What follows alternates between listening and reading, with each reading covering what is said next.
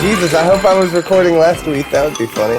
Will you check that for me at the end of the day, Kelley? I'm starting a new podcast. It's called Screenshare by Myself. It's called Screen Sharing with Myself. Me talking with long pauses to no one. Yeah. What does delusion sound like? Episode 1. Have you ever seen... That's what you get when Kelly's like, everything's perfect, it's all great, we're all good to go. Yeah. Everything's fine. Everything's fine. Everything's fine. Have you ever seen Garfield minus Garfield? Do you know what that is? Oh yeah, that's fucking hilarious. Yeah, I love it. They take the Garfield strip and they just remove Garfield and his speech bubble, and it's just like John having an existential crisis and going insane. He's schizophrenic, going through some major crises, and it's just him talking about lasagna to an empty room and getting mad at people that aren't there, being happy with people that aren't there. Yeah, screaming for no reason. Yeah. It's really what all pet owners look like to anybody who's not a pet owner. So have you ever heard of Chief O'Brien in the transporter room or whatever it's called? Oh, yeah. Or it's just the guy from Star Trek that beams people over from one ship to another, but it shows him in all the times where he's not quote unquote working, but he's just on shift. So he's just standing there and it's just like 4 panels of him having existential crises like that. Like, I wonder what happens if I only transport him halfway. Huh. And that's the whole fucking skit, you know? Right. I love it. All right, let's do a clap. Oh, I guess we could do that. Why don't we do it in 3, 2, 1.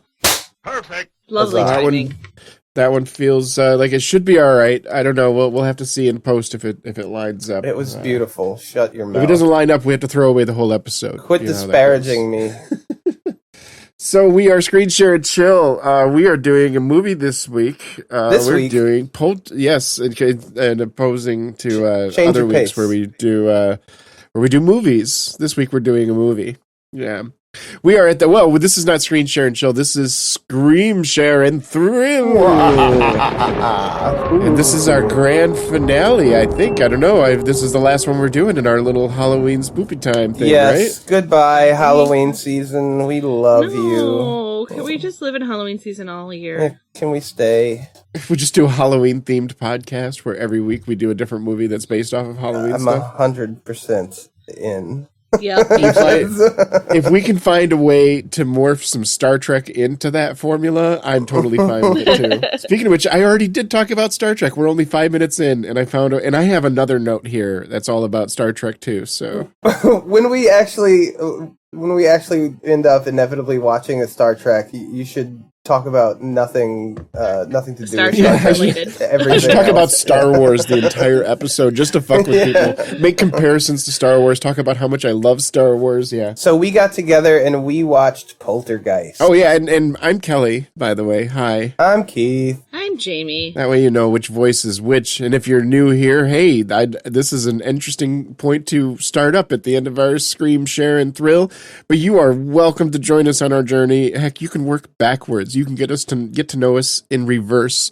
I wouldn't recommend listening to the pod in reverse, but I mean, hey, if you go episode 25, then 24, then 23, that would be an interesting way to get to know us, I think. Or if you want to just jump all over the place. And really throw things off. Yeah, you have no idea who you're talking to, what movie it is. Maybe you're against linear. Chaos. Embrace the chaos. You listen to 5-minute segments randomly. Somebody gets our podcast and cuts them into 5-minute segments and puts them all in random order, and that's how you listen to it. Sure, whatever works for you. Might paint quite the picture of the kind of people we are, but So for the first movies of Scream, Share, and Thrill, our Halloween spooktacular, we decided to go in order. Normal order, it generally goes Keith, then myself, then Jamie is how we pick the movies. And that's what we did for our Halloween. It started with Keith's pick of Halloween, then my pick of Mothman Prophecies, then Jamie's pick of Stir of Echoes. And the last one, we were talking about what we wanted to do, and there were a couple comments on our Facebook page, and people that had talked about in reviews that they had mentioned that they wanted us to do Poltergeist. And it was a movie that kind of had come up in conversation, but whose idea was it first? I think it was somebody initially Jamie. Yeah, that's what I thought. So Jamie, why did you pick this movie? What made it come to mind? So when I was a child, this movie terrified me. I had what you would call night terrors for months after watching it, and it is one of the reasons that I was not allowed to watch scary movies again until I was like 18 years old. Because how old are we talking? Gosh, when did it come out? In the 80s, so probably around 6 or 7. I'm thinking. I gotta look up. It came out in 82. Year I was born. So, but I would have watched it on VHS. So, yeah, probably 6 or 7, I'd say. This is an unofficial Steven Spielberg movie. His name is on it in a couple places here and there, but it kind of alludes to, if you look at the credits alone, you would think that he was like a side helper. He came in every once in a while, maybe gave a couple pieces of advice. But no, he was very much involved with this, to the point where he was on the set directing shots. And, well, he wouldn't direct them, but he would make suggestions as to where to put the camera and how to move it. So he was directing it. And of course, yeah, like imagine you're a director and fucking Steven Spielberg comes on. He's like, well, I suggest what you really should do is you should put the camera over here. You're like, yes, sir. What do you suggest we do next? Would you like my seat, please? In 1982, you're not going to listen to Steven Spielberg? Like, come on. Well, yeah, that's a point that I think Jamie's making, is maybe he's not as big of a name then. So like, right, like he is just getting started at that point. Like, I mean, Jaws, he blew up instantly with Jaws. He's like the hottest. And he's in the middle of doing E.T. At this point. Like, he's basically running from E.T. to Poltergeist to E.T. to Poltergeist, back and forth. And you can see the influences in it. Like, I mean, it's not Spielbergian through and through. Yeah. Yeah, they're not necessarily like story beats where I feel like E.T. and Poltergeist are very similar movies, but when you watch them, you get it in the feel, the way the camera feels, the way the music feels, the way the camera pans, the way the actors interact with the camera and the world around them. Even the special effects from E.T. or even like Close Encounters of the Third Kind. It's all his like suburban Americana is like 100% Spielberg tone and flavor. Mm-hmm. Yeah. So it's definitely a Spielberg movie, even though his name is not at the top of the list. It's ostensibly directed by Tobe Hooper or Toby. Toby.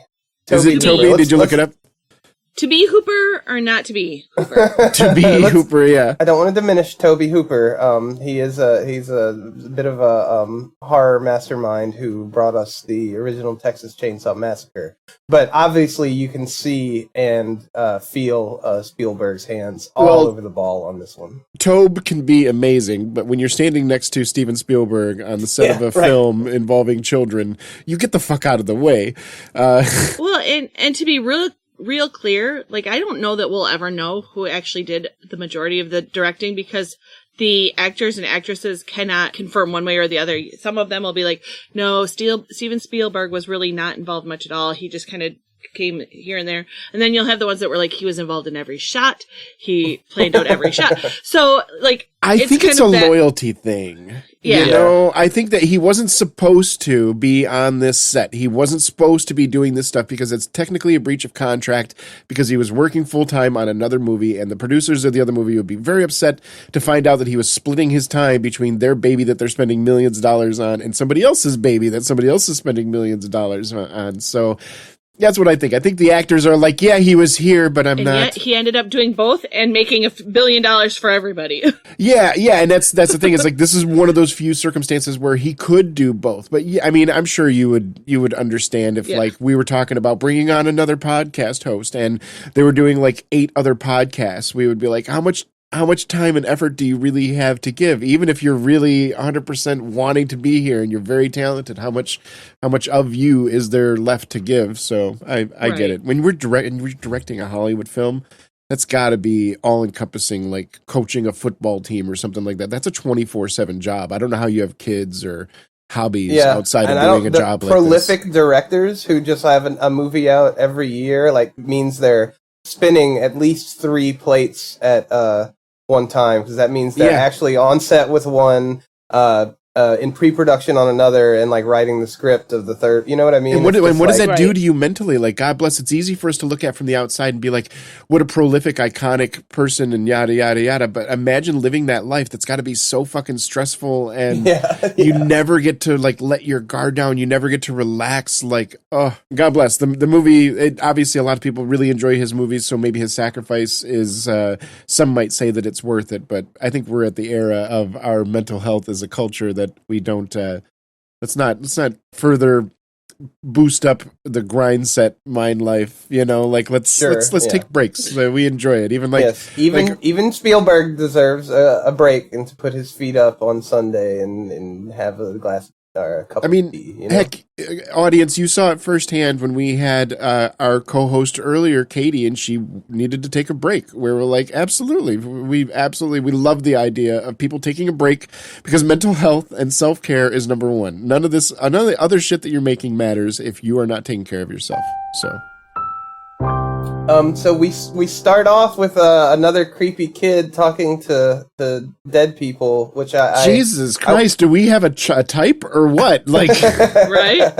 I want to now, to take a page from. I love that we all have that note too. to take a page from Unbreakable, these stories, these tropes, you'd think they come from somewhere, right? And I've heard discussed a whole bunch, or at least the notion put forward that maybe the unformed mind of a child is more receptive to, supernatural, more perceptive to things that are outside of the purveyance of, an adult whose mind is more rigid and set, and this is the way things are.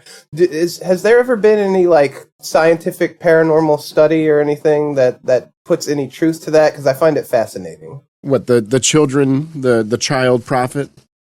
Well, just that children are more receptive to that sort of thing because their minds aren't steeled to this, things are the way they are like a full-grown adult. In order to prove that children were more susceptible to metaphysical activity, you'd have to be able to quantify and prove metaphysical activity. Right. You know what I'm saying? Sure. So, it's very different. There's there any data to support that? No, because there's no data to support the parent supposition. So, but there is a lot of theory around it. Yeah, and I say this because I am a huge skeptic, and this might out me as some kind of weirdo or whatever. So I will preface this by saying I'm a huge skeptic, and I'm a not religious person. I'm at my core like an agnostic atheist. But as a child, I was one of these children. I was known for going around and making weird proclamations to people, and sometimes people would be like, "What the fuck did he just say?" kind of shit. I would say, "Oh, I remember." Oh God, I would. So we would drive. I grew up in Detroit, so we grew up in a major fucking metropolitan city, in Detroit. I'm not talking about the suburbs. I lived in Detroit in the 313, and I would be driving down the road, and I would point at a corner, and I would laugh, and my mom would say, "What are you laughing at?" And I would say, "I remember all the cows that used to live there. One of them was really funny," and she would say, "Kelley, no cows used to live there." And I'd say, "Oh yeah, they did. It was a long time ago, but there was a cow place here.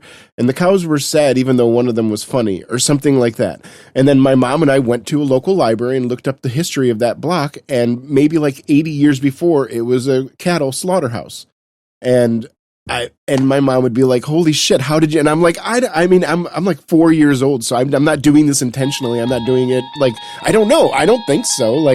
So that's why you don't like horror movies, because you were traumatized by ghosts as a child. He's been closing it off ever since. Uh-huh. Maybe if we hypnotize him, we can open it up. I don't know. Embrace your shine, Kelley. Yeah, I don't know. That's why those movies they felt a little on the nose for me sometimes as a kid when I would watch the story and they would have a little kid that would hear and see things that other people would be shocked at, and then the little kid would go through a traumatic experience. I didn't like those movies. I didn't want to watch a movie like that. I wanted to watch a movie with happy endings and fantastical world. I didn't want to watch things that were, I guess, similar to a lived-in experience. I wanted to watch Willow. I wanted to watch Conan. I wanted to watch even Beastmaster is horrible. So if you didn't know before, this proves that you are just a total freak. Now you don't have a nostalgic connection to this like I think me and Jamie do. But the little girl Carol Ann talking to the TV static and saying they're here is iconic in my life. Did that filter into your perception? Yeah, it was so iconic that it was cheesy when I saw it, when we watched it.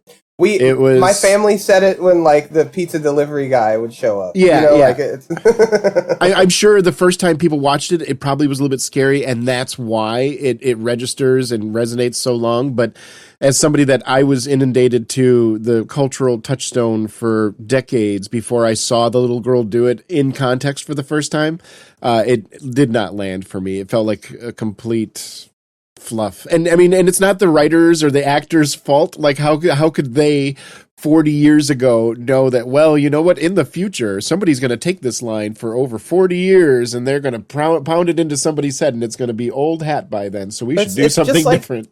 It's just like the Gifted kids. This is boring to you because you lived this as a child with all the ghosts swirling around your head. Yeah, no, I didn't have any ghosts swirling around my head. I didn't see any dead people. I don't even remember any of the bullshit. Like, I don't even know if I'm going to leave this shit in the podcast because I don't even know if I necessarily believe in all this bullshit. I just know that my parents and a lot of my cousins and everything, they hated me as a child because I was an only child, and they would come around and I would say weird shit like that would be off-putting sometimes.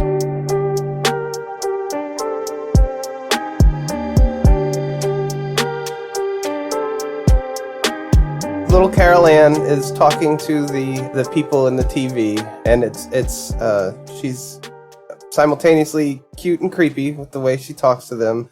Young girl, like 4 or 5, I believe, and we talk about child actors a lot. They're serviceable in this, but she seals the deal with the "they're here" line. I think is. You are hanging your hat on the wrong fucking hook, my friend. Like, I think that child actor deserves some kudos, and I think that is the moment that is the least deserving, just because it's so over the top. I think this little girl, when she's trying to be friendly or when she's trying to be a little bit creepy, she's okay. She's pretty good. But when she's scared, she looks fucking good scared. Yes. Like she screams like a scream queen kind of thing. She was impressive. So overall, very impressive. But like Haley Joel Osment is really good at looking kind of scared or very vulnerable. Pensive. Very, very fearful and scared, and he has the wells in his eyes of tears. Whereas this little girl, her calling card is screaming like fucking Jamie Lee Curtis, or like she's wonderful. Possible that it's because she was actually terrified, because there were a couple scenes in the movie that she only shot once, and that they promised they wouldn't make her shoot again because she was having a breakdown shooting them. Yeah, it makes sense for a child. Like, I imagine even for an adult actor, there comes a point, like I brought this up before, that putting an actor through a traumatic scene, for a lot of the body and the mind, a lot of the data that we have from like as many psychological tests that we can do, that the body has a hard time distinguishing from fake emotions and real emotions sometimes. Case in point, if you ever find yourself in a really bad mood, an old psychological trick that they teach you is to force yourself to fake laugh for like 10 seconds. And 10 seconds might not seem like a long time. It might seem like a long time. Either way, just do it for like 10 seconds. Ha ha ha ha ha ha. Laugh like a weirdo at a non-joke that doesn't exist in the room. Your body doesn't know the difference in some ways. Some parts of your brain don't know the difference between this fake laughter and real laughter, so it actually starts to release a lot of the endorphins, and it releases some tension in your shoulders, and all these things that happen that your body normally does when you laugh, that happens when you fake laugh. So when you see these children actors going through this fucking trauma, do we have a therapist on set, like, talking to these kids? I mean, even the adults, I imagine, I hope they're all in therapy, because there's got to be a point where your body can't distinguish between the fake trauma and the real trauma. So we might as well count these people as going through some of these actual events in some lesser form. I would imagine nowadays there's a therapist on set. 1982. That's what I was going to say. Probably not. Yeah, and that makes me feel so horrible for this little girl. Yeah. I mean, I'm sure this little girl is older than me now, but like, was she probably about the same age? Oh, did she? Spoiler alert! She passed away while filming the second Poltergeist movie. Are you fucking kidding me? I am dead serious. What? How did I not know about this? She had undiagnosed celiac disease and had an attack and ended up dying as a result. Very young still. Yes, very unfortunate. Holy shit! She only made it to the age of 12. Mm-hmm. And I'm completely fucking ignorant, but you said celiac. Isn't that the thing that makes it so people can't have bread? I think I'm not a celiac expert by any means, but I think a gluten there is a certain intolerance. I imagine there's a certain tension from somebody asking you on a public podcast that we're going to post and have who knows how many people listen to it, and somebody asking you, so what's your medical opinion about this disease? And you're going, I don't fucking know. Like, I'm not a doctor. So, that's sad though. Yeah.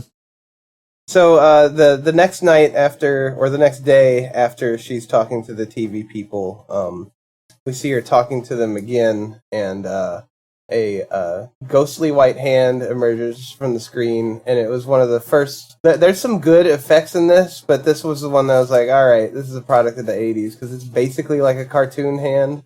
I'm not gonna, fault the movie because it's what they had to work with at the time, but it certainly stands out now as this. It was at that time in the 80s where we didn't know that which way the special effects were going to go. Like, did we know this was in an alternate universe? All the special effects in the 90s and the 2000s were animated, and they started it out here. Like, we saw a lot of movies in the late 70s, early 80s that whenever there was a magical effect, some of them would use computer-generated effects, and it would look really shitty and blocky. Some of them would use animated, like hand-animated, cell-drawn effects, and it would look great. Yeah. And they would look great, but it would be huge time-consuming. It would add months to the process. And at this point, we didn't know which way it was going. And as I remember as a kid, when I would see a movie with these kind of special effects, part of me was very forgiving because I was like, okay, let's see. Like, and I don't know, I was watching cartoons that had that same effect at the same time, so it was easy for me to just blend those two worlds, and it didn't draw me out at all. These special effects, as cheesy as they were, my issues with this movie are not due to any special effects at all. The special effects were fun. So the series of events in this kind of ratchets up pretty quickly. We start with talking to the TV people, then we have the earthquake that apparently only affects their house. Because the next morning we see the dad calling and telling everybody, and it's like, no, I'm sure there was an earthquake. It knocked stuff off the walls, Got like an anti-grav bubble around his house or something, so it doesn't affect anybody else. Like, even just the shaking itself, even if the center point of the, right. It would still bother the other houses, but no. And it's about this time that we get to see, during these, the opening of this, the idyllic, Spielberg American neighborhood, and we have like kids fucking with people with remote control bikes and stuff, and it made me feel so nostalgic for the 80s. And I'm not an overly nostalgic person, I don't think, but seeing that something, it was like smooth ice over my brain, and I just was thinking about being a child in the 80s while we watched this, and it was it's like a bittersweet experience because as everyone knows what nostalgia is, but it's like you're longing for an unattainable thing for a little bit, and it really pulled me back. Even the colors of like the molding on walls and stuff, the clothes people are wearing. It's such a powerful evocation of my childhood. Yeah, I don't know if it was us watching something or if it was something else that I was watching with somebody, but it was set in the 80s, and somebody remarked, wow, everything seems really yellow in this movie. Yeah. Or brown or something like that. There was a comment that everything seems very yellow or brown. And I'm thinking brown, like that's what the 80s really were like. And I remember seeing that meme years ago where like current culture thinks what the 80s were like, and it's a bunch of neon colors in a palette. Yes. And what the 80s were actually was like like that glass Harvest that has gold and the glass ashtrays that were like yellowish that you got at McDonald's, the amber. Yeah, that's what imagine the world through that lens. When we see like 2000s TV trying to depict what Mexico looks like, that's what the 80s actually looked like in America. Like everything had a yellowish amber tint to it because the 70s had just existed. People always forget that when you're writing a generation, that was everywhere. Yeah, the nicotine staining everything. Yeah, exactly. That was a part of it. It definitely was a part of it, but it was also wood paneling. That was a huge thing. Like in the mid to late 70s, having wood paneling on stuff was such a sign of like luxurious, but being earth-minded and being like slightly hippie. So like you're still kind of cool because you got wood paneling on stuff. So by the time the 80s rolled around, people all the time do this when they write fucking media. If you're out there writing a story and you're writing a story about like a generation in a fictitious world, always remember that the generations that came before it already had their time to populate the world with all their shit. So like when you're thinking about this neon world, the neon world that everybody imagines was the 80s, that's what we dealt with more in the 90s, because all the Taco Bells were shaped like that, or that kind of color and shit like that. But you know, I'm gonna say a phrase and tell me if it hits you in the face like a brick. Red, crinkly plastic Pizza Hut cup. Uh-huh. Oh yeah, yeah, absolutely. I coveted those cups. I wanted one so fucking bad for some reason. Even are you talking about the hard ones? Yes. Oh yeah. Oh my God, yeah. My friend, he worked at a Pizza Hut, and one of the major troves of wonderful treasure that he pulled from there was a stack of red. You're talking about the dine-in cups, right? The real hard ones that would last forever that he still has, I'm sure, wherever he lives. Ron, wherever you are with all of your pizza cups, I'm sure you're sitting there listening to this and nodding and going, hell yeah, I still got them. Yeah, you should be happy because... And you had the light that hung over the table that was like a old Tiffany Pizza Hut light. And the little table Pac-Man. Where you could, like, you're sitting at the table playing Pac-Man, and you really hoped that if you went up there with just one parent, that you would sit at the table that had Pac-Man in the table. I don't know if that was just around my area or what. Nope, that was the thing. Yep. It wasn't big enough for a whole family. But here I am at that Pizza Hut going, the future looks so fucking cool. We're going to go to McDonald's and there are going to be video games everywhere to play, and virtual reality is going to be a thing, and yada, yada. Oh. And then what was it, 2016, by the time I got my first actual functioning VR headset. All right, let's talk about Tweety's death, because I have some things to say about that. The bird, Carol Ann's pet bird that they discovered dead after the earthquake, who the mom was going to fucking flush down the toilet. Which don't ever flush a bird down your toilet. That is really bad for your plumbing. Yeah, is that a thing you're allowed to do? I mean, shouldn't you like chop it up first? Now, oh my God. What I had to say about that was this. Jesus, I was about to go past that, but that's right. Everyone, always chop up your pets before you flush them down the toilet. From a logistic point of view, those big chunks of meat they're going to get stuck in the pipe, so you got to chop it up a little bit. Like if you've got a food processor or a grinder or something like that. A fucking meat grinder. Now that would be ideal, you know? It's just getting darker and darker. Why do you do this? But in defense of that, this was before, eco-friendly concerns were involved in the manufacturing of toilets. And it was flushing your animal down the... It was like a 500-gallon flush, whoosh. You still have to fix the toilet. Yeah. This was at the era that the gust was so good going down the toilet that I'm sure I'm not the only one, but I was afraid that I would get sucked down the toilet with it. Yeah, you get sucked into the toilet. Yeah, there was a gust of wind that would exit like the door would like pull in on the door handle and stuff whenever you flush the toilet. Right. Yeah. So when when Carol Ann catches her about to flush the bird, she's horrified, and they have to have a full funeral for the bird now. And again, my sister made my parents do this for I think a fucking house lizard that she found dead, and they were just gonna like throw it away or whatever, and she started crying, so they had to have a little funeral for this fucking lizard that we found in our house. And I just think that's such a childlike thing, and it's so endearing and so like encapsulating of that time in childhood. My mom did that for me for a bunny, and it ended up being a bunny that I had never met, but I didn't know that. Long story short, for Easter one year, my mom was the kind of mom where she would do all the holidays. Like, she was a total cheeseball, and I loved it. But so for Easter one year, she got me a bunny rabbit and named it Peter Cottontail, and we called him Petey. And we left him out in the garage because it was nice enough out. And the first night that I had him, he died. But I didn't know that. There was a shock freeze, and he died of being frozen to death out in the barn. And my mom came out and got him. and was like, oh God, the bunny died. So she went to the pet store and got another bunny that looked exactly the same and brought him back home. And all of a sudden Petey was biting me, and I didn't realize why Petey was biting me. And she's like, oh, it's just he's a little different today, but it's still Petey. And then like 3 days later, there was a deadly virus that went through our neighborhood or something, and this one died too. So she went and got a third bunny. Oh my God. Kelley's mom's slayer of bunnies. What the hell? Yeah, she didn't mean it at all, and she felt so horrible. She was such a sweet little lady that she did not mean to do that. But anyway, so that third bunny, I forget how the third one died, but the third one died. And at this point, my mom just said, yeah, your bunny died.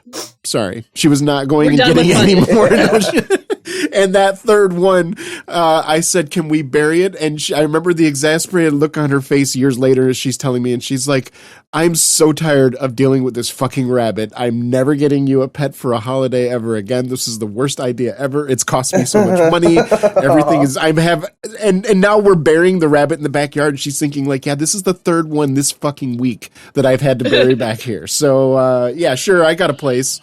Hey, what about this ground over here? It looks really freshly disturbed. Yeah, let's not use that one over there. Oh, God. Let's move over here more. Yeah. I definitely made my parents bury my bird, probably because of this movie. Like, it probably put the little idea in my head that I needed a little funeral for my bird. But yeah, definitely made them bury it. His name is Benson. Also, the parents in here, it's a good little snapshot of the like the hypocritical 80s American conservative, where they show them at night. The dad is trying to roll a joint, and they're all smoking weed while reading the Reagan autobiography. Like, it's just such at odds with itself, and it's so, like, that was extremely common, and I clocked it, immediately. I'm like, these weed smoking parents who are, seem to love each other and have fun are totally into the fucking leader of the Just Say No horrible drug war that incarcerated so many people. And it might be reading the opposition. It might be read ironically. Like, I mean, I could see myself picking up a Reagan biography, even if the person was pro-Reagan, just because I want to see, like, how do you spin this? Even if it's an opinion that I don't agree with. It is intellectually honest to consume media that doesn't align with your views. So I could see it from that point of view. But I'm saying I know so many people who are like that. And, so many people who smoke weed and then turn around and are, like, advocating for the type of people who are, like, all drug prisoners all drug offenders should be under the prison, and it's like, it's that just hypocrisy. Everybody but me. Yeah, right. Not for me. I don't take the drugs in the wrong way. Like, I'm not. You don't drug understand. Addict. My day, it was really, really hard, and for me, it's just to get a little edge off at the end of a really hard fucking day. I'm really stressed out, and I could use this. For you, you're a druggie it's a crutch that you're relying on when you should just pull yourself up by your bootstraps. Yeah. Yeah. I would like to point out early on, and I didn't want to wait too long into this, but the composer of this wonderful movie, I don't know if you've, you know what's coming. It's Jerry Goldsmith. Jerry Goldsmith is famously the man that did the Star Trek, the motion picture soundtrack, which that ends up being the theme song for Star Trek The Next Generation, which I will play lightly in the background right now. You all know it. You all love it. But Jerry Goldsmith, he's wonderful. Yay, you did it. Him working with... Yes, I mean... I also talked about Commander or Chief O'Brien. Sure. So we already did it earlier, but there was in the notes. It's baked into the pie here that there was going to be a Star Trek reference because Jerry Goldsmith, like he's a famous star. He is to Star Trek what John Williams is to Star Wars. He is the Star Trek composer, Jerry Goldsmith. So. At night when the kids are dealing with being scared. First of all, the scary clown doll, why do you even have that? The thing is fucking awful. Like, right. and then sitting... Clowns were such a big thing in the 70s and 80s, though. Like, it's so weird. Yeah, I had clown stuff. Propped up to stare at you at the foot of your bed. Like, come on. My mom, at one point drew a clown on the wall, and she's not the most... Or she brought somebody in to draw a clown on the wall. Or I just remember there being a clown on the wall. And it was a little bit creepy. And I remember like years later when my mom was really cool about saying, hey, do you want to paint your own room? Like, what color do you want your room? And I told her, I don't care. I just don't want that clown to be there anymore. And I don't even have a problem with clowns. It was just, it looked creepy just staring how at about me a all big the time, like, clown face on your ceiling, constantly looking at you? Yeah. Of all the fears that I could develop, I did not get a fear for clown because I also my dad was in the circus a lot. So like I would spend a lot of time at the circus. So the clowns were nice guys. They were actually like safe havens. If you're in a strange or dangerous situation, run for a clown is the way I was taught as a child. The counting between the thunder and lightning in the storms is something that has sat with me ever since I saw this movie as a child, and I still do that. Yep. To judge if it's moving closer or away. So and like I got that, and it's not entirely right, true. I know. I still do it anyway. I got that specifically from this film. Like that is where I learned to do that. I just think that's funny. And it's good to know it. It's just a cool it's a real life example of the difference between sound and light waves and how sound has to go through the air density and it causes it to slow down more and blah, blah, blah, blah, blah. So yeah, you can tell how close the lightning is. And it's wonderful. I thought it was cute that, when they're all acting scared. So the dad, they interrupt their weed smoking she comes in and he's like, take a message. And she says it into the phone. She's like, can I take a message or whatever? And so he tells the son the thing about the storms, and he's trying to relax them, and then it just cuts to their sleeping in mom and dad's bed anyway. Like all his efforts didn't do shit. Yep. We can skip ahead. We know where this is going. Anybody that's had kids, you know where this is heading. As soon as they start coming into the room, just give it 5 minutes. They'll be back. I think in the morning, what do we remember what she was watching on the TV when the mom changes the channel? Some old horror movie. It might have been They Live. Is it the thing with the ants? I can't remember. I was thinking about that recently. I think it is. I would have to go back to see. But anyway, the mom is like, oh, that's not good for you, and turns it to a war movie. yeah. Well, that is very in line with American culture of the 80s, and absolutely. Some might say it hasn't changed a whole lot today. And after this is when the mother discovers the chairs moving by themselves, which is such a, it's a non-violent thing, and it's almost whimsical, right? The way she deals with it. The dad comes home from work, and she's like, I have to show you something. She has like circles drawn where it starts moving from, and the line, like it's all she's been doing all day is fucking around with this moving furniture in their kitchen to the point where she's sitting the little girl down and letting her slide over to the wall. And the dad, he does a really good job of being like having a what the fuck look on his face, right. until he sees it, and then he's like kind of scared, like you should be, like what is this? And then the what the fuck changes to what the fuck. Yeah, right. Which is, and so that's all kind of fun, and it just kind of escalates badly from there, especially that evening. Well, I mean, you could say that it escalates a lot from there, but in some ways, it doesn't really I don't know. I had this thing about, I'm not sure how badly, what are the spirits really doing? They just move objects lightly from one place to another.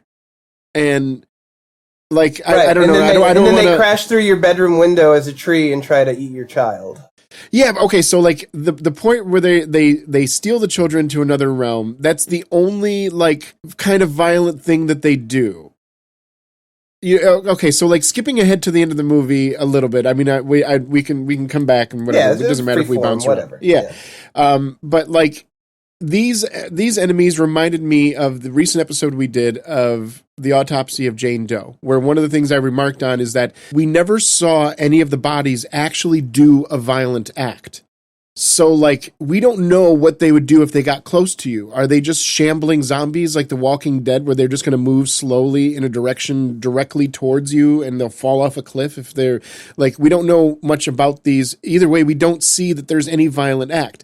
So this movie, part of what I had trouble wrapping my mind around, I started becoming less and less scared of these dead people because all they did was just exist.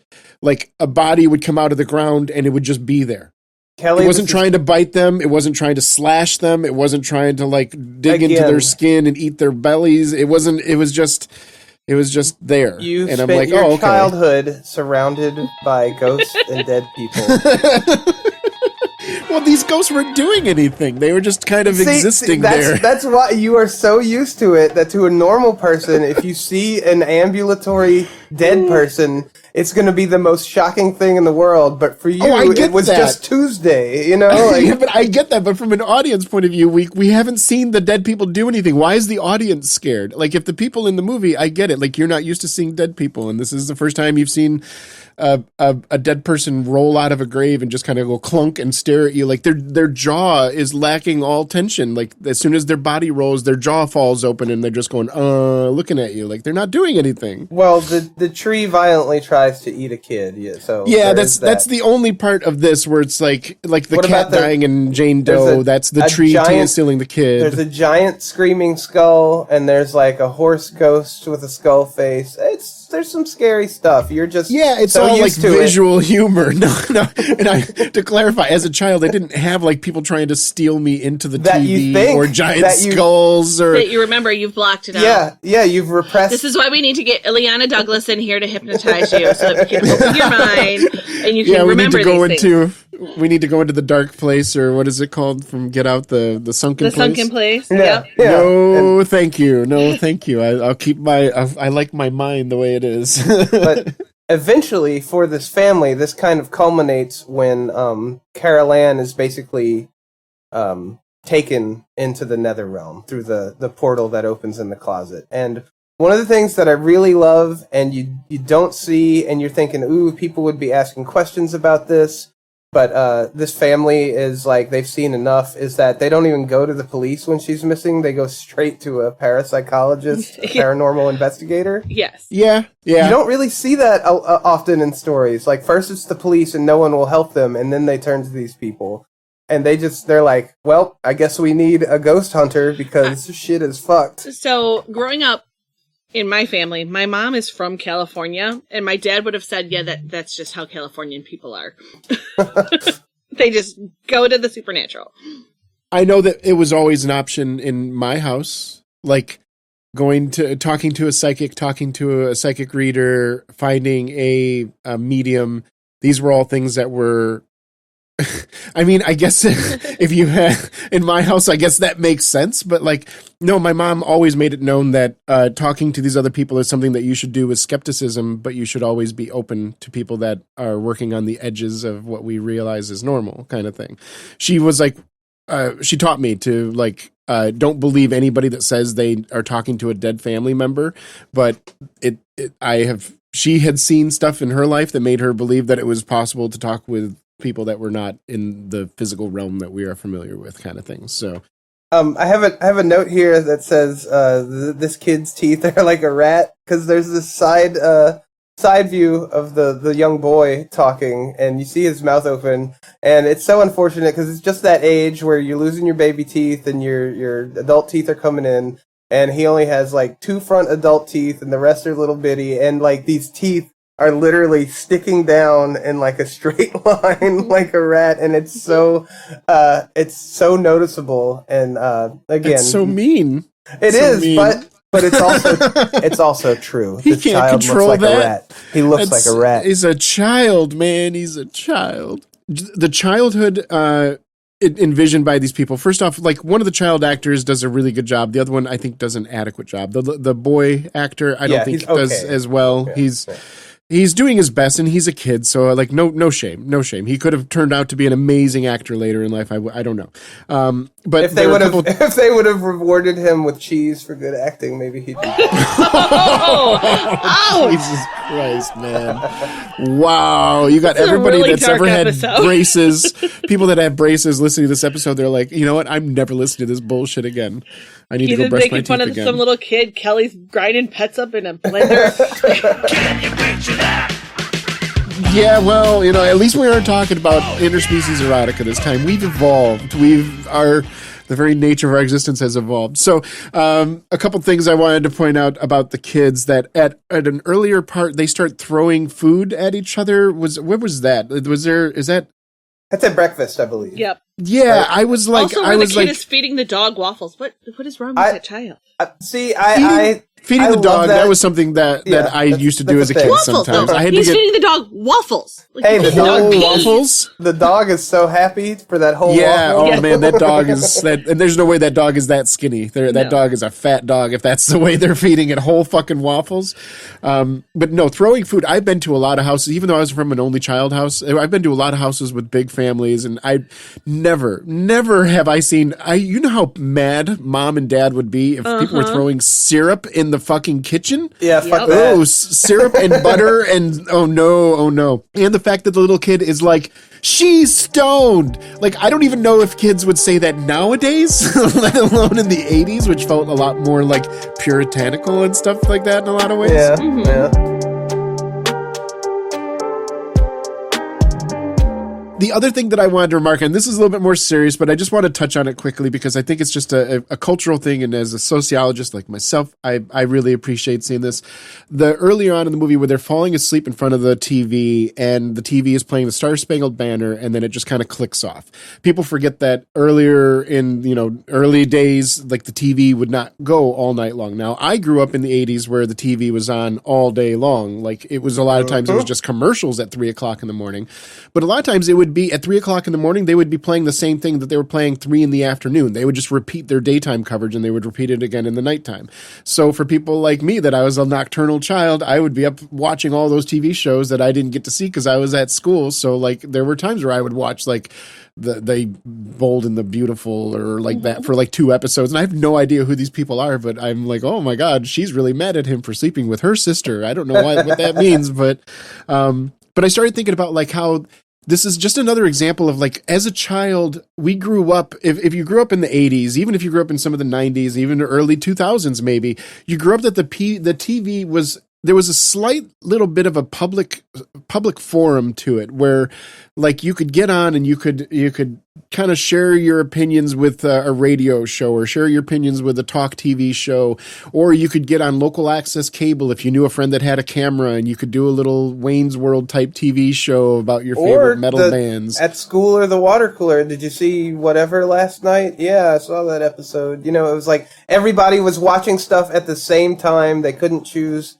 to binge it or watch it later. It's an interesting dynamic. Yeah. And the dynamic and the dynamic shifted and evolved such that now we get the internet in the late 90s, early 2000s, and that opens up all these. Now you have GeoCity web rings that have like anybody that's ever been interested in the X-Files. Now you can go on the GeoCities X ring and go to all the different X-Files themed web, and then you'd end up going to alien websites. Next thing you know, you're on paranormal websites. Next thing you're listening to Alex Jones. yeah. But I mean, and you'd have to kind of like grow a bullshit detector to be able to tell who was real and who was fake. Kind of like my mom telling me earlier on with mediums. Like, I'm not saying they're all fake, but I'm not saying they're all true either. So you got to be very careful about shit like that. She was much more of a believer. I was more skeptic than she was. Either way, it feels like the public square is shrinking and shrinking at the same time that it should be growing because of the globalization of the internet. And I think that this is because some powers that be are just too worried about monetizing it. So like, for example, this podcast, we put out this podcast, we make this fucking podcast, we put time and effort into making this entertaining. We think, and we get plenty of people that seem to agree with us that our takes can be entertaining and stuff like that. But even for us to get it out there, every step of the way, every algorithm, every social media platform is asking us for money to promote us more, which tells me that, okay, so the other side of that coin, it means that you're not promoting us. You're specifically hamstringing the outreach of our show so that you can extract money from us so that we can communicate more with people that is on a free and open platform. This should be completely fucking free, but it's not.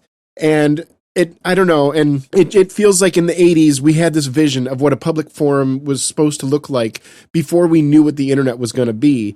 And then when the internet came about, we started to see glimpses of it, and now Internet 2.0, Web 2.0 shit, now we're seeing what it really looks like when it's under the control of multinational corporations, and indirect censorship is really what it comes down to. And pay to play. Yeah. And even so right now where we should be wide open, we should be able to communicate with thousands of people that agree with us easily and quickly, whether it's me writing music for my music projects or doing podcasts for this or even promoting local theater shows that I've been in. The only people that, like, you have to seek out these people. You have to specifically like their posts. Otherwise, you're not going to fucking see it in your feed because the algorithm doesn't fucking want to reward not paying them for it. Uh-huh. Yep. Yeah. So anyways, seeing them sitting in front of the Star Spangled Banner sent me down this fucking spiral. And that's how you know, like, even if I didn't have a degree in sociology, I know that's who I am at my core because this is what my brain does when I see the Star Spangled Banner on TV in Poltergeist. Yeah, no, that's good. And see, that's part of the appeal to me of going back and watching older films is because it makes you think about the contrast between life then and life now. And I think that's a good little thought that you had. In so many ways, it's so much better, and in so many ways, it's so much worse. Except it's like we have better tools that are doing less somehow with more technology. It was the best of times. It was the worst of times. Absolutely. Yep. Okay, I want to talk about the parapsychologist section because it's like my favorite section of the movie. Are you talking about the little person? No. What's her name? Not yet. Oh, no, you're talking about the college people that it's like that Penn State, they're the TV show, the Ghost Hunters, the Penn State Natural exactly. or whatever. Yeah. So they get them involved, right? And they bring them to the house. And I love this. This guy is describing to them like the craziest, most unexplainable thing that he's ever seen was a toy car move across the floor on its own. And he's like, yeah, it happened over 7 hours and you would never notice it if you weren't, filming it, but I filmed it and sped it up, and the dad's like, yeah, and opens up the door to the kid's room, and there's like a swirling vortex. Right. Like, yeah, that's nothing, kid. I love that so much, because the whole time you see the Craig T. Nelson, who is he was in a lot of stuff that I saw growing up. He was on the show Coach, and everyone from sort of my time knew that guy. His face was just all over the place. He does a really good job of selling the like bored face, right. like okay, let's have you have a look at this, and just the way he just opens the door on him. It's like it's so good. He's the king of nonchalance. Yeah, right. Yeah, well, and it looks like somebody beaten down. Like, I remember when the movie started, when it showed him, Craig T. Nelson, getting stoned and being pontificating about Ronald Reagan. And I was like, I'm not sure if I like this guy. Yeah, I'm not sure if I dig this guy. But by the end of the movie, I liked him more, which was kind of cool because usually you hate the parents more as the movie goes, and I found myself liking them more. So, hey, good for them. And so is this before or after when the little girl is almost sucked into the portal in the... no, she's gone at this point. That's why they go to the parapsychologist. So, like, one thing I wrote down and I definitely wanted to make mention of is, why does this little girl have mountains of glitter under her bed? Exactly, yes. Anybody else notice that? So, yes. No, I wrote that down too. Like, why is there so much glitter? For those that haven't seen in recent memory, like, at one point they show a top-down view of the little girl's bed as she's being, like, sucked towards the closet and being sucked into the other dimension or whatever the fuck is going on. And it shows, like, how the suction is so strong, the vacuum is so strong that the stuff from underneath her bed is sliding out from underneath her bed. And one of the things is just this pile of fucking, like, purple pink glitter. And it's like, it's not like it's a jar that tipped over. It's just, you can see it come out as a pile and then scatter as soon as the wind catches it. And it was like, why does this little girl just have what? And it's probably like 3 or 4 pounds of glitter. And glitter is light. Like, it's a huge And mass. I wanted to ask, is this Is this a boy versus girl thing? Because Nope. as a little boy, I had G.I. Joes underneath I'm curious if women that are listening to this show, if when you were a little girl, did you have mountains of glitter underneath your bed? Is that why this movie feels nostalgic for you? Because you're like, I remember my mountains of glitter too. My parents hated it. What's funny about that is that I didn't even notice that, and that's possibly the scariest thing in the world, because loose glitter is like something that right? I fucking hate. Right. I'm like, how does this little girl have glitter under her bed and we don't see glitter in every other scene in this house? That doesn't make any sense to me. That's the most paranormal thing yet. When I was getting my art degree, man, people would work with glitter, and I would just walk by the room where they're working with it, and then later that night, I'd look at my hands, and I'd see little flecks of glitter, and I'm just like, God, you hear David Bowie singing to you in your ear. Yeah. Glitter is the herpes of the art world. You talk about how this stuff isn't scary, but I don't know. I when I'm watching a horror movie, I tend to get, I try to be empathetic, and I just kind of naturally am with the characters. So what's scary to me is the stuff like they're showing these investigators like that they can talk to Carol Ann, right? So they're calling her, and her voice comes out, and they're talking, and then the child gets scared, and this echoing ethereal voice, and she says, "Help me, mommy." Yeah. And sounds very distressed, and the mom, like in the shoes of the mom, that's the scariest thing you can possibly hear. And then there's this awful roar that comes after that. So it's like your daughter is trapped somewhere with this horrible shit that you can't see, and I find that genuinely scary. Like this was an interesting moment for me too, because as somebody that had never seen this movie before, but I have seen Stranger Things. Yes, and I loved Stranger Things. This was weird because I was like, holy shit, this is just like oh no, Stranger Things is just like this. Okay, all right. Because this was straight up. This is exactly what Will Byers' mom is doing, Winona Ryder, when she's talking to the walls and talking to the TV. And it's the same fucking scene, just regurgitated years later. And I mean, and I mean that with some happiness too. Like, it's okay to recycle ideas. Like, if somebody comes out with a new envisioning of Othello, that could be fucking cool. Like, even if they're the Kmart Avengers or the public domain Avengers. Well, that's Stranger Things' whole thing, right? These people grew up in the 80s, and they're trying to create something that culminates like the things that they loved about growing up in that time period.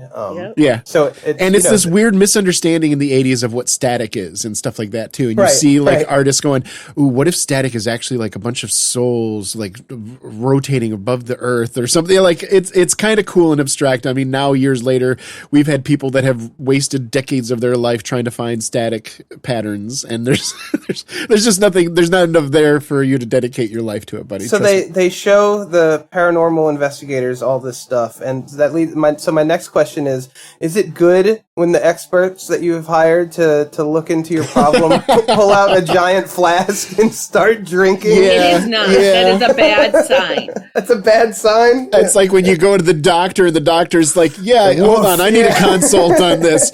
Yeah, Wilson, go ahead and get James and Nelson in here too. And just go ahead and bring the whole department down here. They're going to want to see this. Like takes a shot? I think it's a step above that. I think it's a step of when like you go to the doctor and the doctor's just like you show the injury and the doctor's like, oh. Like, no. Yeah, you don't want to hear that from a doctor. Like, that is never a good thing to hear. And having been there, having had an injury where every doctor that looked at it said, oh, I literally said that to them. I was like, it's really disconcerting when you're reacting like that, right? Yeah. Oh. Yeah, the doctor takes one look at you and starts weeping. It's like, come on, man, please. I'm trying to hold it together here. Right. Maybe you all can help me. I have a note here that says, I love you, creep. The quote, I love you, and I put creep, real life creep, ? Right before gonna ruin your eyes. I don't know, man. Did somebody say I love you to the little girl or something? It's gotta be sitting right up on the TV because you're talking about gonna ruin your eyes. That's the only thing I can think I think that's the scene where she changes the she changes the station. She's like, oh, that's not good for you, and you think it's because she's so close, but she's like, no, don't watch the scary movie. This TV show is gonna ruin your eyes. Yeah. It's kind of funny that when the boy, the child, Robbie, is pontificating about, ghosts and the spirits and stuff. He's like, maybe my bullies got hit by a truck and they're up there right now. like the wishful thinking of a child. Yeah. Hopefully my bullies are dead. Now, the middle of the night, they have cameras up. These investigators are monitoring for activity.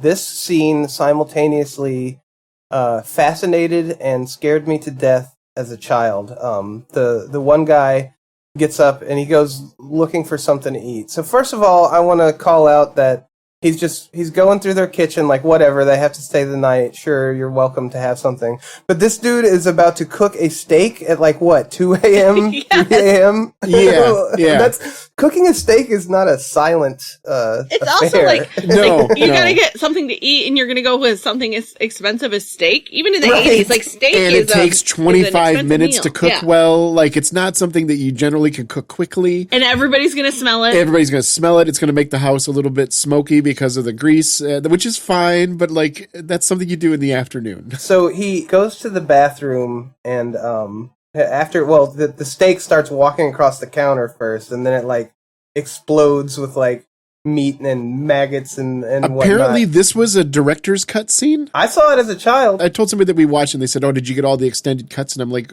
what? And they said like the maggots and the face ripping scene. No, and that I remember that. I saw that on VHS as a child, so I don't. Oh, okay. Yeah, I definitely remember the maggots for sure. Okay, yeah, maybe they saw a director's cut and they assumed that this was one of the scenes that was cut. But maybe by the time the VHS got out, maybe that was the director's cut. Like I wouldn't have been old Did enough that really to know. exist in the 80s yet? Like I don't. It's the most horrific thing in the movie, right? It's like. Look. That the face ripping thing. scene, yeah, like intrusive thoughts is all I'm gonna say. Right. Like, I know. like have we all go to sleep with a really itchy face, and then you have the fear of, am I going to wake up in pain because I just scratched off a piece of my skin or something? Look at yourself in the mirror while you're tripping on acid, and it's like. Yeah. I mean, not that we're condoning the illicit use of illegal drugs, but never. I am. That was Keith. You can reach him at keith@screenshareandchill.com. That's SCRAAINGOLT. So There's a Q in there, 9 or 4. He sees the maggots in the meat, and he goes and like vomits a little and goes to wash out his mouth, and then like blood is dripping, and he just starts digging into his face and ripping his face apart, and one of the switchover shots, just like Stir of Echoes. Yeah, right. the one of the transition shot, it's clearly a dummy, but it's still upsetting, and as a child it really affected me. But the first dummy's face is really bad, but it quickly, once they get that first layer of skin off, that's an incredible special effect. Yeah, and it's like he literally like reveals his entire skull underneath, and it's gnarly, and I love it and I hate it. This movie, at least the movies that we've seen in recent memory, mirrors are just bad for you. A lot of bad things happen to people when they look in mirrors. I'm going to stop looking in the mirror. I'm going to tell you right now, Mr. Skeptic, that if you would look into a lot of folklore, mirrors are awful. There's a reason people covered mirrors at deaths and things of that. Yeah, I mean, maybe it's because people don't like being seen as what they really are. Because according to a lot of recent data, it would seem to indicate that we currently are existing in a mirror realm. This is not. So maybe that's what is true. Well, I don't have a mustache and a goatee, so that can't be true. We talked about that before. Don't, but the evil you does. Yes, that's yeah. If you look in the mirror more, then you'll start seeing those. I would like to point out that the sky boxes, I don't know if that's a word that you use in movies, but the skies in this movie were very, very reminiscent of Close Encounters of the Third Kind. I had recently come in contact with that like a couple weeks ago. I didn't watch the whole movie, but it was on in the background kind of thing. And there were times where I'm like turning my attention to watch Close Encounters of the Third Kind, which came out a few movies before this by Steven Spielberg. But when I'm watching this, I don't know why. Maybe it's because I was trying to make that connection. I don't know, but they felt very similar. They had a really good way of photographing skies that they were beautiful. So Steve is the dad's name. I know that because I now have a note that says Steve looks like shit because he's been missing work and losing sleep over this, and like he's got dark circles under his eyes. We get the little bit of backstory when he talks to his boss about how they're relocating grave sites to make room for these economic or housing developments that they're doing. Yeah. So that comes back a little later, obviously. But I also think it's funny that his boss is like talking about, I don't know, he's going through the house talking about the problems that they're having, and Steve's just trying to get him out and not have him see or know what they're dealing with. And the light outside is doing something like insane. Like it glows so bright that it would blind you, and he's just like, you got some electrical problems here, bud. Yeah, like it's total clueless. Like, yeah, it glows really. Doesn't it break too? Like it glows really bright and then breaks, shatters. Yeah. It's like some electrical problem. Isn't this is after they've already brought in the paranormal investigators? Like the room is flying around. Oh my god! And at this point, he doesn't take him to the room that's flying around, because then he'd be like, "Whoa, there's some wind issues too. We gotta get the HVAC looked at." Well, this is where the movie starts to fall apart a little bit logically for me a little bit. So like you always look at, okay, so what's the crisis that they're going through? The crisis that they're going through is that they're being haunted by these spirits, and they are, and now we know a little bit more. We think that the spirits are probably due to the graves not being properly respected or some kind of variation on that theme. So it's this house that's being haunted. The other houses on the street are not being haunted. The other houses in other neighborhoods are not being haunted. So you can avert this crisis by just moving into a new fucking house. You can just move. That's a big pain in the ass, though, Kelley. He's a real estate agent. He works for a housing development company. That would be like saying, man, this sandwich that I'm eating is hurting me every bite I take, and I work at a fucking McDonald's. Throw the sandwich away and make a new one. Like, it's not that hard. The problem with that is they don't have their daughter back yet. So they can't just move and leave their daughter in the spirit world. So then it becomes this whole thing where he reminds me of Tom Jane from Arrested Development. I just want my kids back. I just want my kids back. Yeah. And now let's talk about the little person, Zelda Rubinstein. I love her. Tangina. Isn't she great? Her voice is so wonderful. She is amazing. I had never seen any of these movies before. I have never been exposed to this actor before. So this is a first time for me on a lot of fronts. And this made me so awkward. This put me in a potentially precarious position because I'm watching the movie, and this little person actor comes out, and she is cheesy as fuck and corny as hell. And I find myself laughing at her, not with her, and it feels like the movie isn't laughing with me either. I feel like I'm just being really fucking mean to this little person, the first little person in the fucking movie, first little person in many, many movies, and I'm just laughing at how absurd and kind of clownish they're behaving, and I'm getting mad at the movie now because I'm like, how dare you put me in this position where I have to, like, look at this little clown acting like a clown, and this is kind of offensive to me. Hold on. Let me finish my point. So then I am in a position where I find myself not liking the woman, but then I'm like, all right, fine. I want to like this woman, so I'm going to keep watching. And then within like 20 minutes, all of a sudden she has a complete flip, and she takes her character now is revealing that she's much more serious, and she's taking it serious. And now all of a sudden I'm allowed to see the character as a real fucking character. And from that point on, I love this movie just on her alone. She saved the movie on her own. She was wonderful. She's like a center of joy in the movie. That's just delightful. Yeah, absolutely. She is the star of this whole fucking movie. And that's why the first 20 minutes were so hard, because it made me feel like the film was going to make me not like her. And then it turns out, no, that we kind of did that on purpose, because we're now showing that the character, that was her acting clownish. That was her acting a certain way to get a reaction out of you. This is what she's really like. And I'm like, fuck yeah, that chick is awesome. No, I dig her. I dig her 100%. She's selling the persona as a medium, right? Yeah. Until she gets in and she realizes what's going on. And I knew it, because as I'm telling my story and I get to that halfway point, you're both like, hey, wait. And I'm like, no, hold on. Let me finish. I know where you're going with this. And I got there eventually.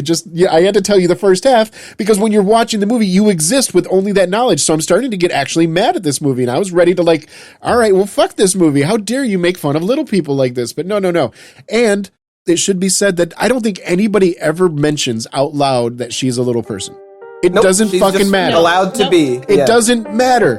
That's the way representation should be in movies. I want to know what the hell is going on. What the hell is going on? Evidence!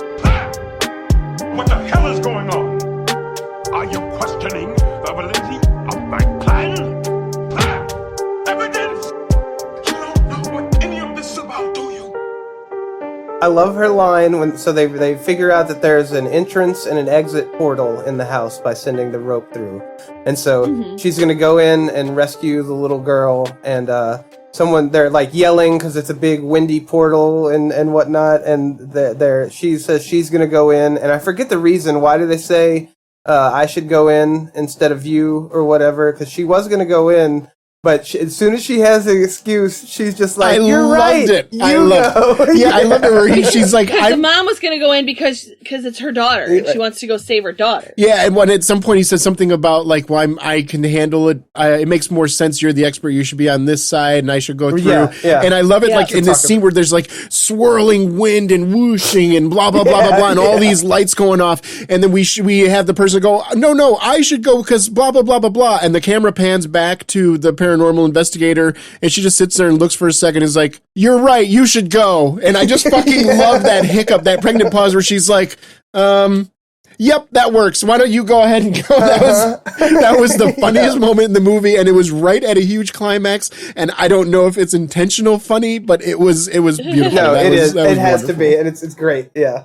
Then we get the giant screaming skull comes out of the doorway. Love it. It looks wonderful. I feel like it possibly influenced Evil Dead 2 with big face that comes through the doorway at the end.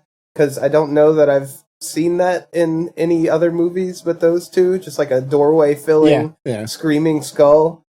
Horrible and awesome. Total 80s effect, but again, forgivable. It was right. I don't know. Maybe growing up in the 80s maybe gave us a benefit of like we can suspend our disbelief a little easier. Like we had some shitty special effects, so I can forgive a lot. So they obviously we end up rescuing the girl, and they're I know you had some issue with this, but they seem to be packing up and leaving, but circumstances keep them in the house for like an extra day, and I think get a hotel. Go get a hotel. I agree with you. This is that horror movie trope of like, no, let's stay. It's okay. We can make it through one more day. No, get out. And also like staying and pretending like even if I had to stay in this house, we would all be camping out in the living room. We would all have flashlights. We would be barring up doors. You know what I'm saying? Like we would treat this like a Walking Dead invasion because it kind of fucking is. So these people, I don't feel bad when they fall into their final trap. It's like, well, you kind of had this coming. It's another iconic line though, because it's the classic horror movie bait and switch. You think everything's fine now. She comes out, Zelda, and says, "This house is clear. This house has been cleaned." Yeah, and that's another iconic thing that we used to say in my household, like all the time, like after we do our Sunday cleaning or whatever. You know, that's what we said. Absolutely. We didn't do that. I'm the quoting, not the cleaning. But as we all know in horror movies, it's never really over. And so that evening, the portal comes back. The clown is trying to drag the boy into the closet. The mom winds up locked out of the house and falling into the pool that they're building. That's been a sort of a plot device, red herring through the whole movie. Is Chekhov's pool. They're building Chekhov's pool. We can't do it. It can't have every single episode be Chekhov's something. Or yes. So she falls in, and just dead bodies start bobbing to the surface. And I don't know. It's pretty disgusting to me. I know from the point of view of a guy who spent his whole childhood surrounded by dead people, it's not that scary. There weren't as dead you mentioned. people. They were cows and stuff.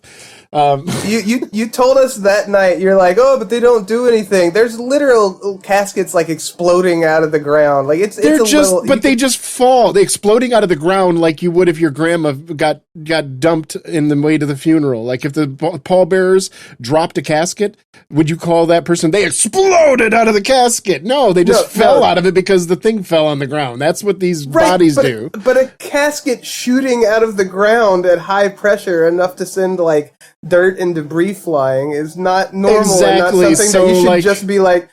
So the real threat is the flying rocks and debris from the showing up of the pressure that these fucking corpses are coming out of the ground with. Once the corpses are here, that's exactly my point. Once the corpse comes out, it's like the pimple is popped. It doesn't matter anymore. It's just gross. Get out of the way. It's don't like it. Totally creepy. I am on Keith's side here. Because I'm just imagining what would happen to a hero or one of our victims or whatever if they just stopped screaming and just stood there calmly for 5 minutes, literally 5 minutes. All these like, "Roar," and then the dead people would just fall over and roar. But there's still dead people in the water. You're in the water with these corpses. That's horrifying. Yeah, I get it. It's scary, but they're not going to do anything to you. It's like, I don't know. We know you as a child, you're surrounded by ghosts. You're friends with necrophiliacs. We get it. Wait a minute! Whoa! Where did that come from? I don't remember making any kind of agreement about that. Autopsy of Jane Doe. No, that was a callback. It was totally a callback. Oh, I got it. Yeah. So this basically the dad comes home and like rescues everybody. Oh, I have a note here that the closet portal is all like slimy and has tentacles now. I thought that was really cool. Like it's manifesting physically. I have to point out too that those bodies that she was swimming with in that pool were real skeletons because Toby Miller used them on Texas Chainsaw Massacre because he didn't like the way the fake ones looked. Toby Hooper. Toby Hooper didn't like the way the fake ones looked, so he got real skeletons, and he did it again here, and they made her swim with real skeletons, and that is horrifying to me. Like that's see, Kelley wouldn't mind. No, that's kind of interesting. Like I mean, I'd imagine from an actor's point of view, some actors may be very turned off by that, but I would say from an acting point of view, that would give it a little bit more. Yeah, I can see it, but I mean, like, I don't know. Like, is it really necessary? I mean, I guess it would come down to the people that died. Like, some people have weird reverence, and that's the only thing that comes down to me. Like, I don't necessarily have any weird reverence toward a corpse of someone. Like, when I've had family members die, I don't feel this weird, like, oh, they better take care of them. No, the person's dead. Like, that body is just a body. It doesn't... But I know that some people, some cultures, some faiths, it is important to them. So I'm trying to be, like... respectful to other cultures, but to me, I wouldn't give a fuck, and I don't. Most of my friends, I don't think many of us would really care. And I would hope that they were ethically sourced skeletons and not like I would hope so. Like people are consenting and that kind of stuff. Like sure, like. If my body was used afterwards to be in a horror movie, I'd be okay with that. Like, I mean, I guess that would actually be kind of cool. Really, Toby Hooper is standing on set and he's like, "Damn it, we need real skeletons," and takes a drag off his cigar and then starts sizing up like the gaffer, looking at you. You mentioned hente about the slimy portal and the tentacle. Can you say that word one more time for me? Is it hentai? I don't know. I just know that you make fun of me for how I say Rutger Hauer, so I had to say something about the hentai. I've never heard it said like that. The hentai. You mentioned the hentai. Why are you saying it like that? Oh my god! Because now he's putting the emphasis so that you can understand me. Yes. So like it's slimy. There's a tentacle. And I wrote a note that says "cool tunnel snake," and then my broken video game brain wrote directly underneath that "tunnel snakes rule." Tunnel snakes rule, yeah. That's Fallout 3. Yep. So they all is well. They rescue the kids. They get out of the house, and it like implodes in on itself. And I'm just thinking, this is such like people are outside while this happens. Other people see this happening, so it's no longer a contained thing. Your neighbor's fucking house just crumples into a ball of light and like sucks into itself. And this effect like is really fucking cool for the 80s. Yeah. And I think this is the effect where like having an HD movie of Poltergeist is kind of a disadvantage.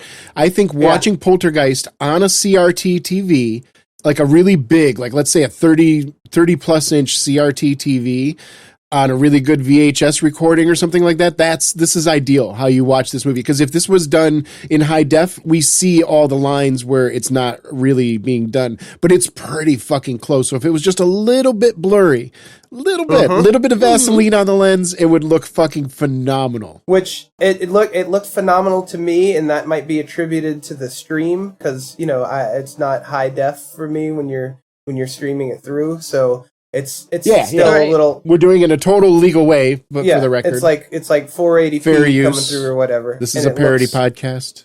And it looks great. It looks fantastic. I'm sure it was a miniature that was just sucked through a hole or something, but it's really great. Really well done.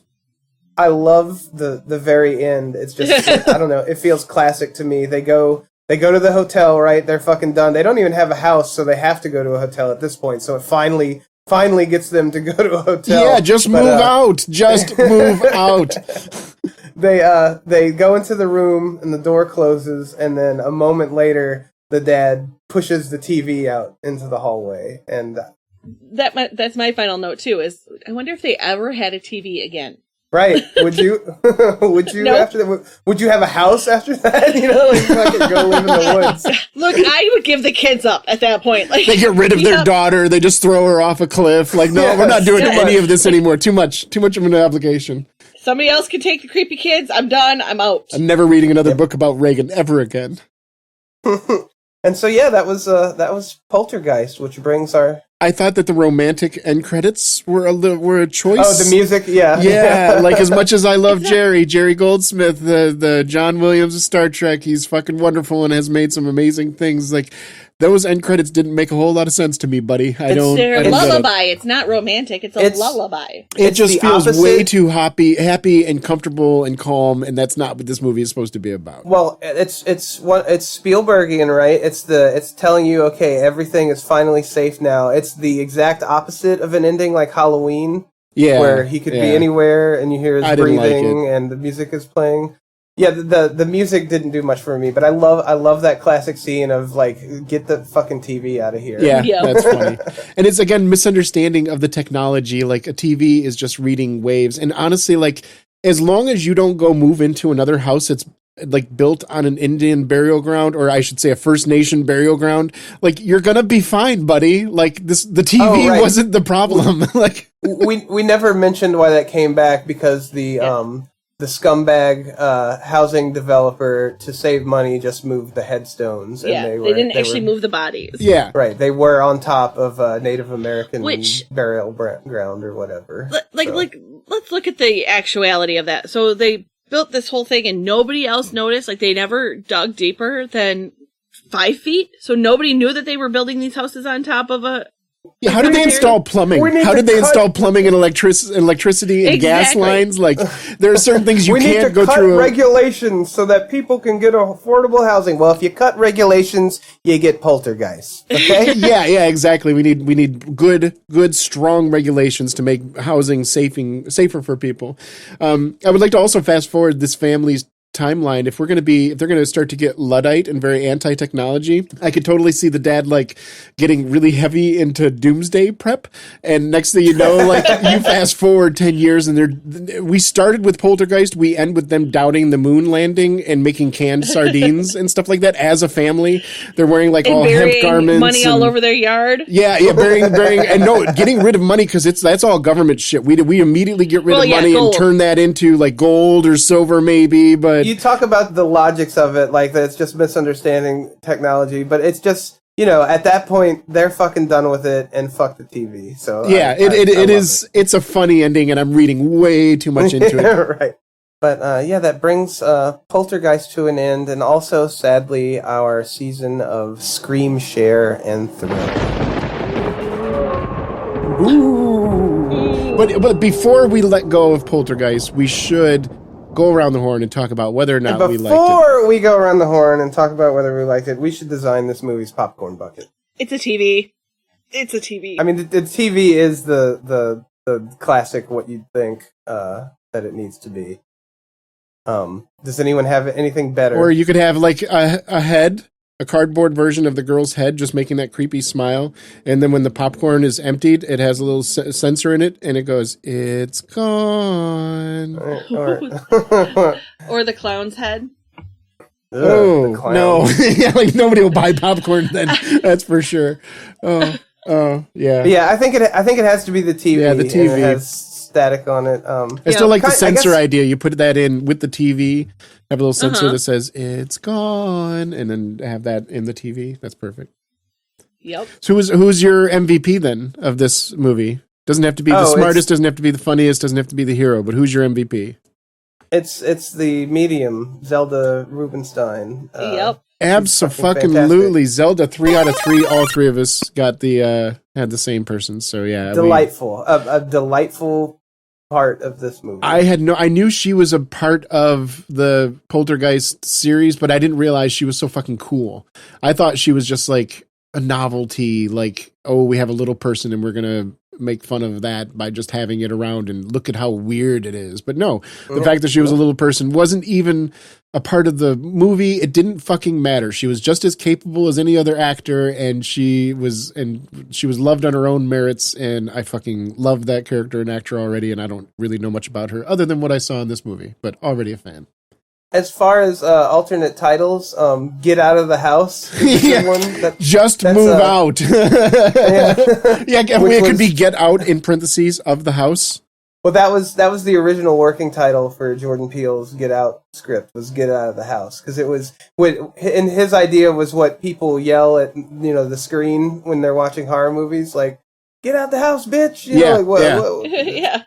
This was so simple. They just move, and they apparently had plenty of money. So, like, just go get a fucking hotel, go rent an apartment, whatever you got to do. Call your parents, move. You're in a fucking housing development. Go into fucking another house. You have probably dozens and dozens of empty houses waiting to be taken up. Move into one of those and open the other house that you just moved out of. If you're worried about it not being haunted, we'll just rent it to somebody else or whatever. So, I don't know. Didn't make any sense. Okay. Now you can ask me how I felt. Well, what if I don't? Fine, I'm going to ask Jamie. So, Jamie, what did you think of Poltergeist? Would you give it a thumbs up or a thumbs down? You really want to do this? Here. Now? Yes. Okay. Okay. Let's do it. Let's do it. I do give it a thumbs up. It is a movie that like I said, it has a lot of nostalgia for me, but it also terrified me as a child. So it's got the good creep factor to it. Makes you kind of think a little bit. And definitely when the TV actually went to snow at the end of the day, I remember being terrified of that noise as a child. Yes. Like I would run from the bathroom to my bedroom because the TV was playing snow. Yeah, the static never bothered me. Because I never saw Poltergeist. The snow never really bothered you anyway? The movie. You never saw the movie Poltergeist. You were surrounded by Poltergeist. I don't know. I mean, I'm not going to sit here and say I saw ghosts. I wasn't like... Anyways, this isn't about me. He saw dead people. I was just a creepy kid that said shit that made people scared. I don't really remember much of it, so... We were all creepy kids at one point. Exactly. And who knows? Maybe I was just maybe I was just a little bit intuitive, and I knew if I said something about cows, it would make people scared, and I didn't know why, but it was entertaining. Who knows? Maybe I was just a little manipulator. I don't fucking know. Anyway, so Keith, what about you? Did you like this movie, and would you give it a thumbs up or a thumbs down? Yes, it's a thumbs up from me. It's almost like a family-friendly horror movie, and it's got Spielberg's touch all over it. There's a bit of whimsy, a bit of true grueling horror. It's a hard thumbs up from me. What about you, Kelley? What did you think about Poltergeist? Yeah, easy thumbs up. I can see why it was a classic. It was well liked. It's not my favorite horror movie. It's not even my favorite horror movie in the 80s. It's a good horror movie. It's fine. It's good. Like if this were rating it like I was grading a paper, this would be a solid B. It's above average. It's good. It's not the most amazing movie I've ever seen. Some of the effects were amazing. Some of the effects were like, they're definitely of their time. The animated effects don't age as well, even though in the 80s we were more accepting of them. And I don't know, now they're quaint, but that's not, I don't know. I wouldn't want to make a horror movie and so have future audiences look back and consider my work quaint. So I don't know if that's a compliment or not. It does. It has a certain, those painted in effects, they do carry with them, even as they look kind of off and not realistic by today's standard. There is a certain charm about that. Yeah, and that's exactly that feeling you're getting. I don't know if I'd want somebody feeling that watching my horror movie. Yeah, sure. So I don't know if they work. They are fine. It's like a "that's nice, sweetie" kind of effect, and I don't think the person that made that wants that appraisal. So it's a backhanded compliment, I think. But yeah, overall, it was good, and that means that we all agreed that this movie was worth watching. So it has a perfect rating for us, even if none of us might consider it a perfect movie. But yeah, that brings our screen share and thrill muhahaha to an official closing. Let's say our goodbyes. Yeah, I suppose we should. We've been here a little while. I don't want to spend any more time with these fucking people. So. Oh my God, Jesus Christ, so fucking rude. Kelley and his crazy childhood. You're gonna leave me alone here in my apartment with just the spirits and the voices. That's so rude of you. I was talking about the listeners. Okay. Well, I mean, all right. If you're creative enough, the listeners can also be voices in your head too. This is where we say that he does not speak for the podcast. Yeah. Anyways, so on that note, it's been a pleasure hanging out with both of you. Check us out on social media, on Facebook, on Instagram, on TikTok. We have a TikTok now. We have our Discord server still going. Not a lot going on there, but it's there. If you ever want to join us for there, that's where we watch our movies. So that's a great place if you want to join shout us. Into an empty room, come join our Discord. And we will respond there. We like it when people respond to our comments and stuff like that. We've been getting really good reviews, and I really appreciate that from everybody. I would like to spend some time maybe reading off a couple of the good reviews, but we'll leave that for another time. But keep leaving the reviews. I tell you what, if you leave a funny review or an interesting review or maybe just something really kind, we might have it played in an upcoming episode. So how about not might? How about if you leave a decent review, we will read it and thank you for it. So oh my God, we're going to read off every review. You're making a really big not everyone. promise. We'll pick the ones that we like the most, so you'll know how special. So you'll have a chance. You'll have a chance. You might. The one that compliments me. That will be the one I read off. Yeah, I mean that is a strong possibility. We're not above being flattered, so feel free. But and also keep in mind we're still at ko-fi.com/screenshare. That's where you can help us out financially, which makes us really incentivize coming back and putting together this quality show for you like we do every week. You can also force us to watch a movie of your choice. Save up with your friends, take a donation, start a GoFundMe, whatever you got to do if you really must have us talk about a movie of your choice. Steal from your parents. I don't know if I'd go that far. Maybe just tell them that there are ghosts in your TV. Oh, and I'm you sorry. need the money. Extort them. Borrow money from your parents. Yeah, extort them. They're fine. Be creative. There are legal ways in the American legal system to get money from your parents without it being theft. So be creative. Anyways, blackmail. On that note, we've touched into some really good topics. I've had a really good time hanging out with both of you. For Screen Share and Chill, I'm Kelley. I'm Keith. I'm Jamie. See you later. Goodbye. If you hear voices coming from your closet, don't dive into it. Just stay in bed. Maybe close your closet door. Move. Worst case scenario, move. Yes, just get out of the fucking house. How many movies do we have to see in a row? Get out of the fucking house. Speaking of which, get out of this podcast. We're done. Bye. Bye. Yeah, why are you still here? Yeah, what are you still doing here? I feel like Matthew Broderick right now. Seriously. If you don't stop this, I'm going to call the police. You go ahead, call them!